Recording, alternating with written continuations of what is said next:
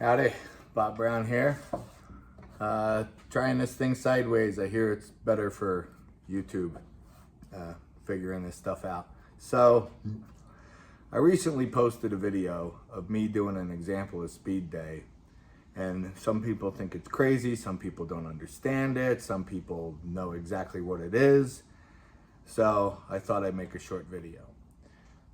Speed day comes from Westside Barbell, Louis Simmons' Conjugate Method of how to create strength. And for those of you who don't know Louis Simmons or Westside Barbell, he's probably the premier guy in the United States on creating strength. He obviously primarily deadlifts, squats, and benches for powerlifting, but they've been diagnosing how to get strong forever.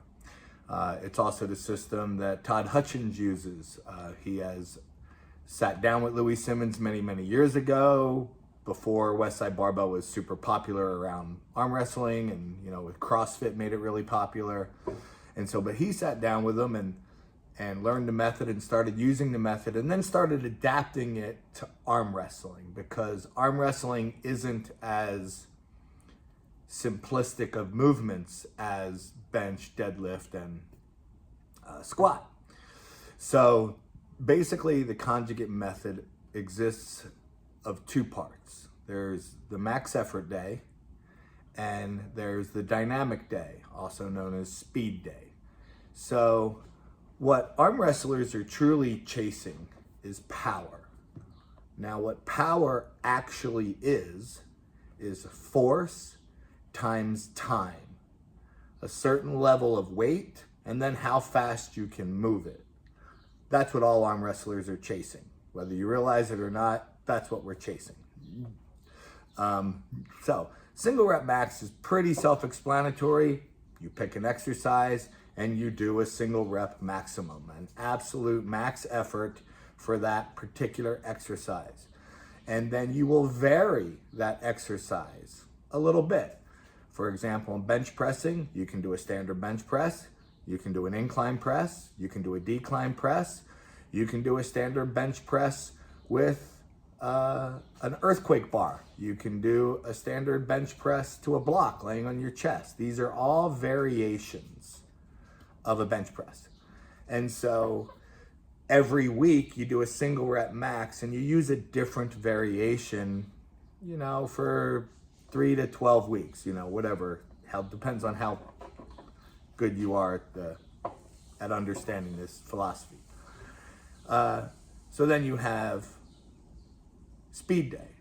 Speed day is where you basically take half the weight of your single rep maximum, then you add some type of braking or loading system, something that will increase the force as you move it. So if you hang chains off of a bench press, the further you push it up, the more chains come up, the force gets higher, and you try to go fast. So you're trying to do these things as fast as possible with some form of braking system. So what I demonstrated was a little different than that. What I demonstrated also brought into effect plyometrics, which is where Todd has adapted towards that. Plyometrics is how fast can you reverse the position of something, or hitting into a sudden stop, which will increase force. For example, if you hit into a wall and the wall doesn't move at all, when you hit the wall, the force is going to spike up. So let's say you've got a cable and you hit this way and the cable's got 10 pounds of weight on it. When you hit the wall, you're going to be hitting harder than 10 pounds of weight. Your time is going to come to a stop, but the force increases. Okay? Now, Todd Hutchins does this going sideways, which you absolutely want to do this going sideways and backwards. Okay? The problem is me, I'm 55 years old, I got bad arthritis in my joints, and going sideways scares the crap out of me. Because while plyometrics coupled in a speed manner is, in my opinion, and a proven opinion, the fastest way to get strong. It is also the fastest way to get injured. So you need to be very smart about it, okay? So the exercise you saw that I did was back pressure, because that's a natural movement of the arm. Sideways is not a natural movement of the arm. Your elbow isn't meant to protect you sideways, but backwards it is. So, and with, like I said, my arthritis, it's hard for me to go sideways. So what you saw was a combination of plyometrics and speed day. When I first hit the weight was at 0 pressure, because I'm using a cable, not a band. So I initially hit the weight. I go from 0 pressure to whatever the weight is. And then as I come back, that weight increases because chains are coming up. And then I've got a strap to where I get a certain part back and it spikes it up again. So there's 2 spikes in force with an increasingly amount of force in between.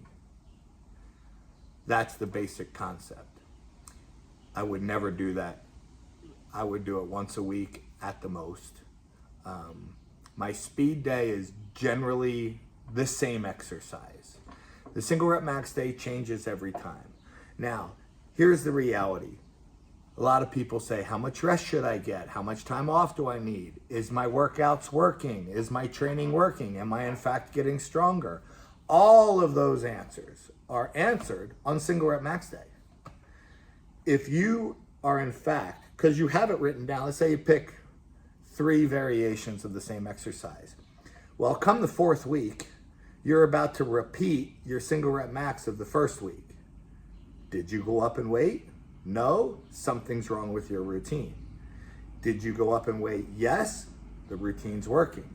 As long as you're continually going up in weight, your routine is working.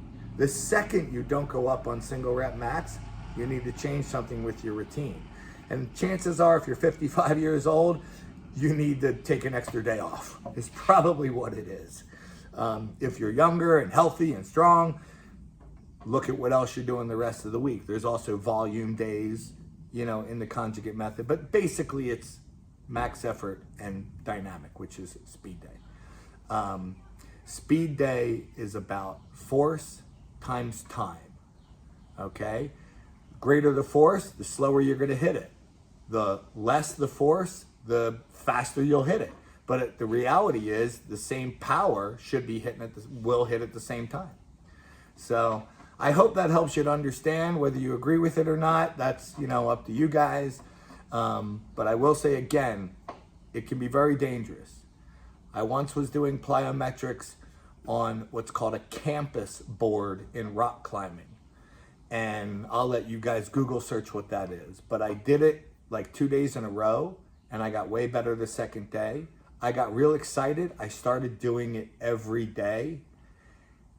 And after about a week and a half, and this is when I was young and strong and climbing every day of my life.